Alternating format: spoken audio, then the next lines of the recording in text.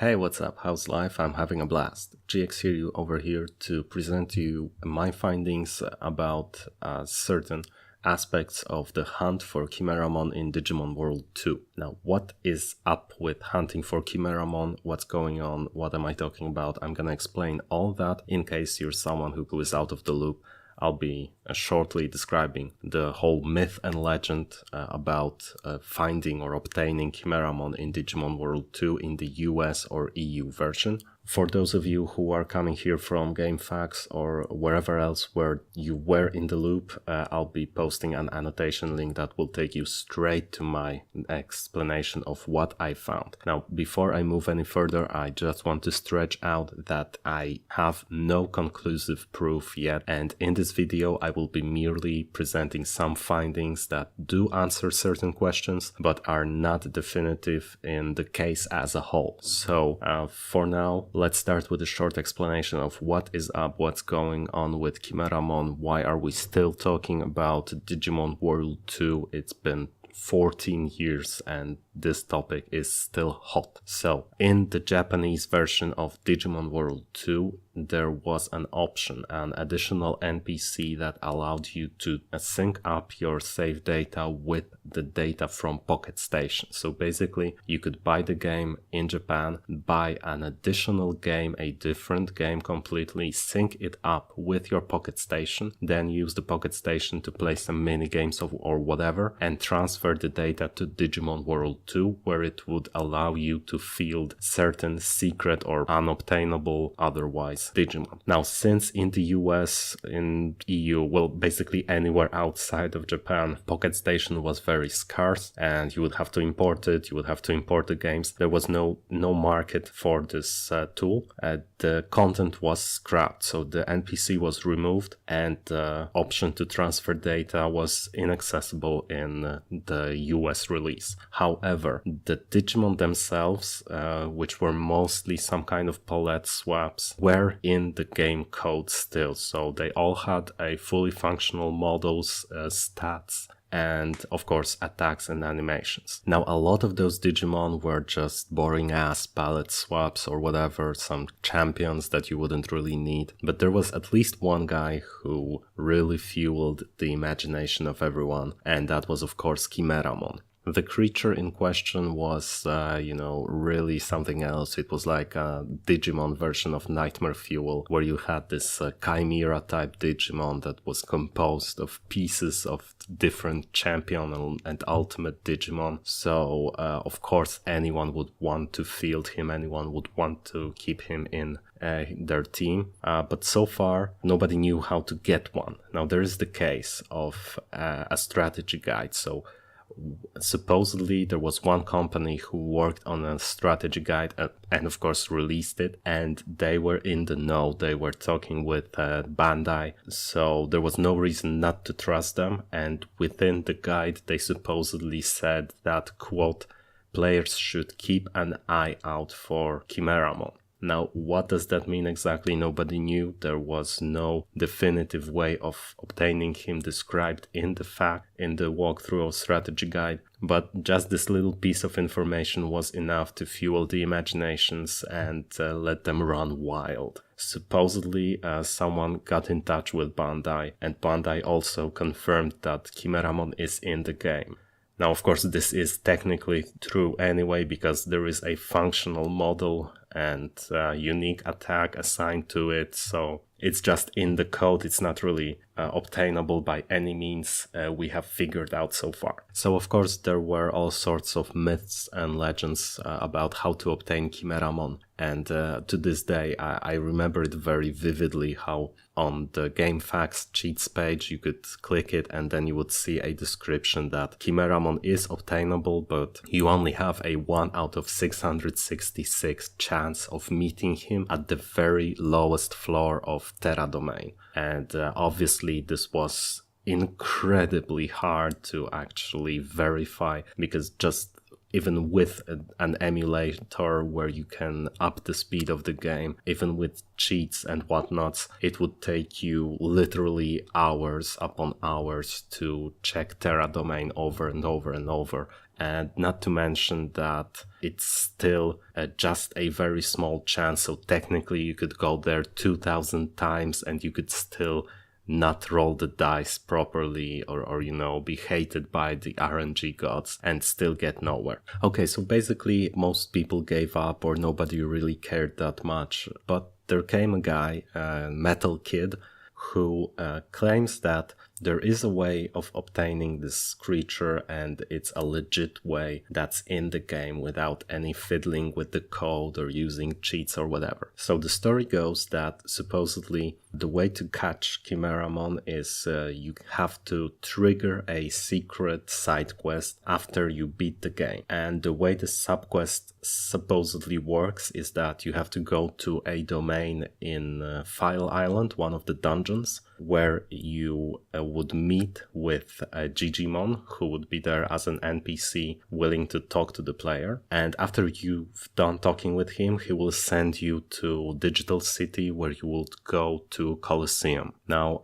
post-game, Coliseum is not used for fighting anymore. It's been repurposed and changed into some sort of Digimon research lab. And there is this door that's blocked by Leomon, and usually it leads straight to the arena, but of course in the post-game content there's no arena, so Leomon simply tells you that beyond this line is an entryway to a lab where no entry is allowed for the main character. Now, going on with the story, if you meet Gigimon, talk to him, and he'll send you to this Digimon research lab. Supposedly Leomon will simply let you go through, and in the research lab you will meet with Carol, Chief Carol, who used to send you out, and she will point you to Terra Domain to go down there and stop some sort of crazy scientist who's experimenting on the Digimon. And the great finale to this quest was supposedly a meetup with the scientist on the 98th floor of Terra Domain, where there would be an additional exit panel that would lead you to this hideout of this guy. You could walk around, you could talk to him, and you would see Kimeramon in the background as an inactive object, basically. And this scientist would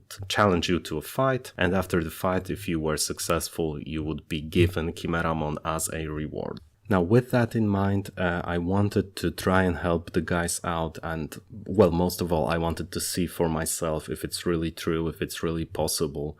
Over the course of the past 4 years, people were trying to find the definitive answer to Metal Kid's theory, to Metal Kid's story, and so far they were able to verify certain aspects of the game, but not really debunk the whole story or prove it beyond any doubt. So thanks for sticking with me through this whole explanation, and now we can proceed to where I explain what I found about this game. So, what I decided to go for was to check the game using a debugger for PlayStation 1, then analyze all the data that's been processed as you play the game, check the RAM for certain memory addresses, check the CPU for certain instructions, and use this to verify beyond any doubt whether or not certain key aspects of the Metal Kid story are true. And here's what I found so far. I have found a certain specific instruction that you can set a breakpoint on, and if you do, it will make significant changes to the way the game processes your movement. So here we are on archive port, and I used it to show you how it affects different exit tiles. So right now I'm turning it on, and as you can see, I can just run through the map. I'm speeding it up a bit using an emulator, and I'm standing on the last tile that's accessible to the player. And as you can see, I can go back. As long as I turn off the breakpoint, I can go wherever I want. But as soon as I go onto the exit tile and turn the breakpoint off, it automatically transports me. As you can see, there was no walkout animation. It just faded and switched maps. And if I use the archive port itself, it will be pretty much the same story, but just bear with me for a second before I can show you. Right now, there's one case with this particular breakpoint in that it changes collision. It doesn't just remove them, but it also places some sort of invisible walls all over the map. And from what I gathered, this invisible wall stretches all the way through the map. So once this breakpoint is established, you cannot physically go past this invisible wall. But of course, you can turn it off. Okay, now I move on to the Coliseum to show you how this breakpoint affects the game in this crucial location. So as you can see, Leomon just shoves me aside. This is how it works, but here's what happens when I turn it on. Immediately, Leomon starts just walking away. This affects every NPC in the game. But as soon as I move to the tile where he should stop me, he comes back and does just that. So let's turn it on, let him walk away, then turn it off and see if I can access the entry tile behind him. I came up to this point and there's an invisible wall. I can't physically move any further than that.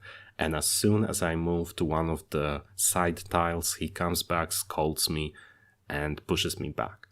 So what's gonna happen right now is I'm gonna explore the tiles behind Leomon, and each tile after the striped ones will contain, will be basically locking the character in place. So as soon as I enter it and turn off the breakpoint, I can no longer move unless I'm connected to the striped tile, in which case I can just go back. So you can enter those tiles from anywhere, but if you move further than that, collision detection stops your character in place. I suppose it's just a matter of having, not foreseen the character to ever be there, so they're not walkable.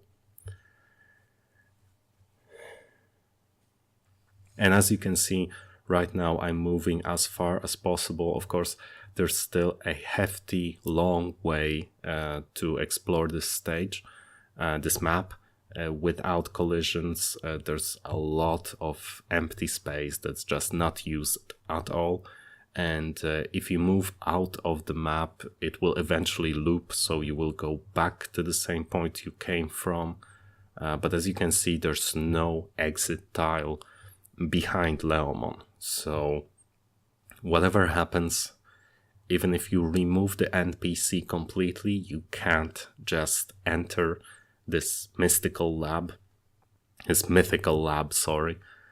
And what does that really tells us? Well, one thing is for sure, that you can't access the lab if it's there without triggering some sort of quest. So that would mean that if what MetalKid says is true, that there is a way to access this Digimon research lab, it would mean that there has to be some sort of a flag that's being set.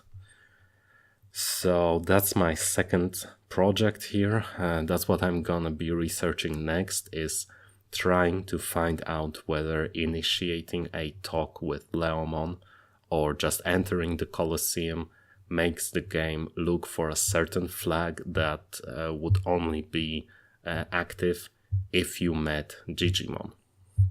Because unfortunately with Digimon, there are so many possible variables that it's really impossible to check reliably.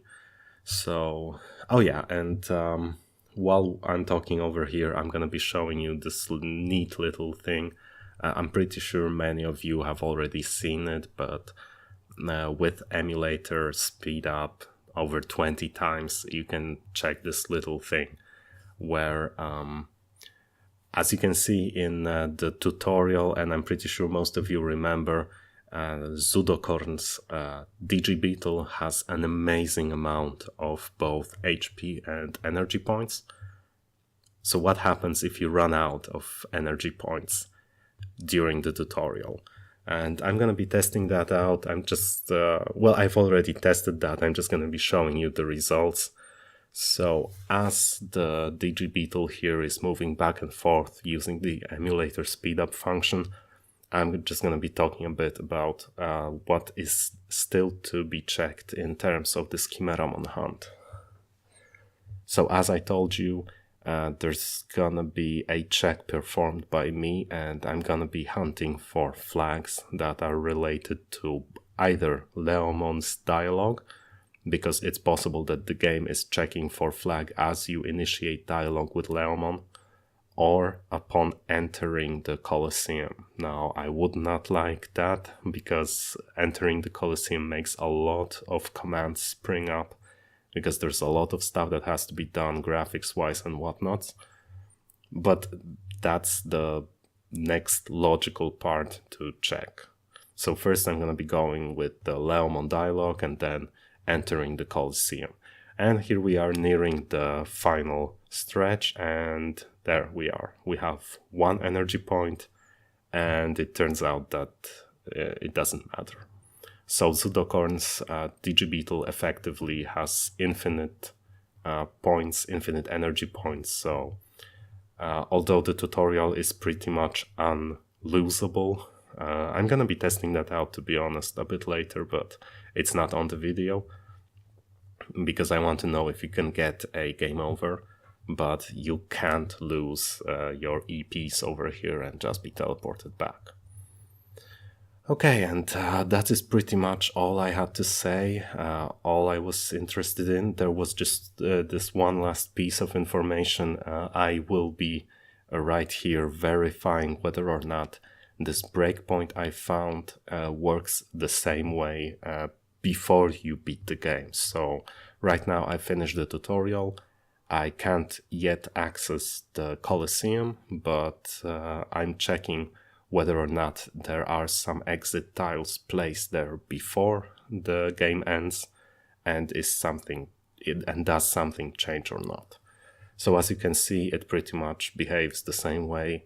The only thing that changes is Leomon's dialogue, and that's really, as you can see, that's really nothing to write home about. It's just an empty space that has no collisions with the environment.